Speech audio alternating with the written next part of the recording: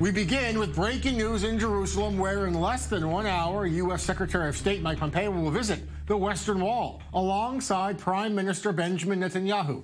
It is a historic moment in the U.S.-Israel partnership. It'll be the first time ever that America's top diplomat visits the Old City, officially accompanied by a senior Israeli official.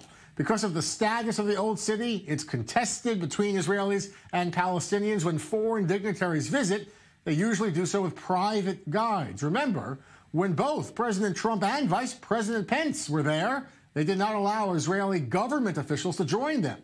Pompeo earlier today visited the Yad Vashem Holocaust Memorial and Museum in Jerusalem and helped lay a wreath. He also had a meeting with Israel's President, Reuven Rivlin, and pledged American support. You should know that you have no better friend than the United States. Your point about the priority of our relationships is very real. We don't just talk about it, we execute it every day. It benefits each of our two nations.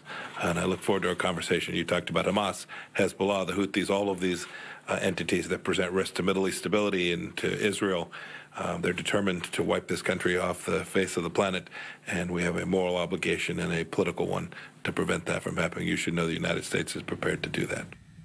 With me in studio is Daniel Shek, former Israeli ambassador and longtime diplomat. Daniel, is the fact that Pompeo is going with Netanyahu to the Western Wall actually a big deal? Is it significant, or is it an overblown aspect to this? It's not significant in reality, but it's very significant in symbols. And in a conflict where symbols play a lot, and in a city like Jerusalem that is full of symbols, then clearly, yes, it does have an importance. It's a message. What does it also, the message it also sends that Pompeo is not just going to the Western Wall of the Plaza, he'll also be visiting the tunnels, which, for our viewers who may not know it, there's a tunnel complex that goes deep underground. It goes through the Muslim quarter of the Old City. Very controversial attraction, and he's going there. Yeah, he's going there under the assumption that this is an important archaeological site. That's the issue. It's less of a religious thing. But yes, he's going all the way in the official recognition of